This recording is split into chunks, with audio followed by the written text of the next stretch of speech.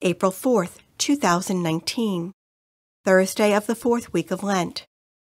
A reading from the book of Exodus.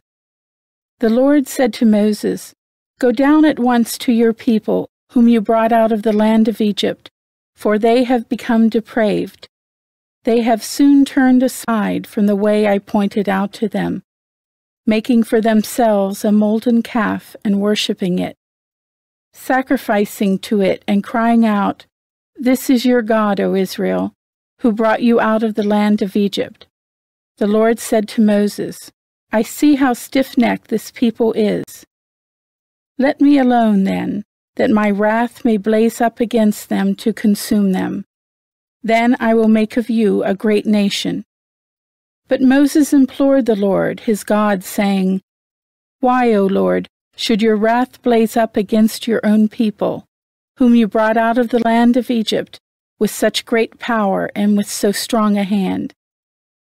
Why should the Egyptians say, with evil intent he brought them out, that he might kill them in the mountains and exterminate them from the face of the earth?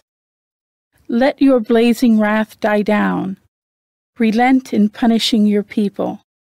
Remember your servants, Abraham, Isaac, and Israel, and how you swore to them by your own self, saying, 'I will make your descendants as numerous as the stars in the sky, and all this land that I promised, I will give your descendants as their perpetual heritage.'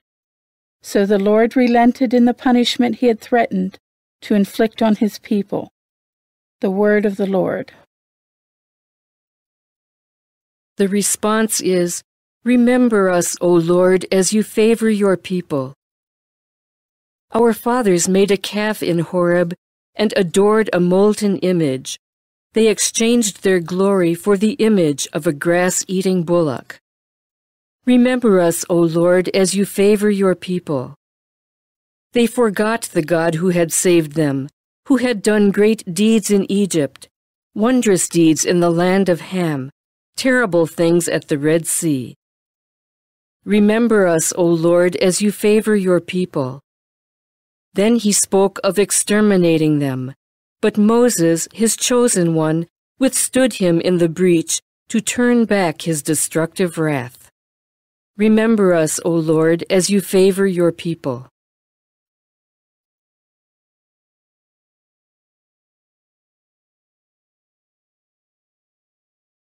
A reading from the Holy Gospel according to John. Jesus said to the Jews, "If I testify on my own behalf, my testimony is not true. But there is another who testifies on my behalf, and I know that the testimony he gives on my behalf is true. You sent emissaries to John, and he testified to the truth. I do not accept human testimony, but I say this so that you may be saved. He was a burning and shining lamp, and for a while you were content to rejoice in his light. But I have testimony greater than John's. The works that the Father gave me to accomplish, these works that I perform testify on my behalf, that the Father has sent me. Moreover, the Father who sent me has testified on my behalf. But you have never heard his voice, nor seen his form, and you do not have his word remaining in you, because you do not believe in the one whom he has sent. You search the Scriptures, because you think you have eternal life through them.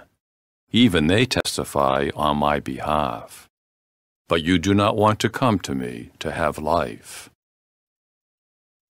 I do not accept human praise.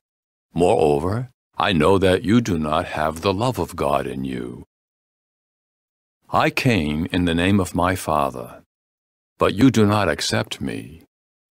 Yet, if another comes in his own name, you will accept him.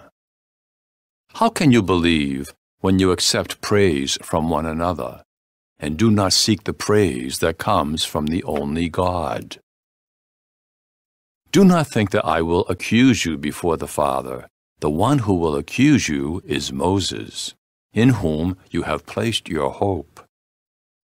For if you had believed Moses, you would have believed me, because he wrote about me. But if you do not believe his writings, how will you believe my words? The Gospel of the Lord.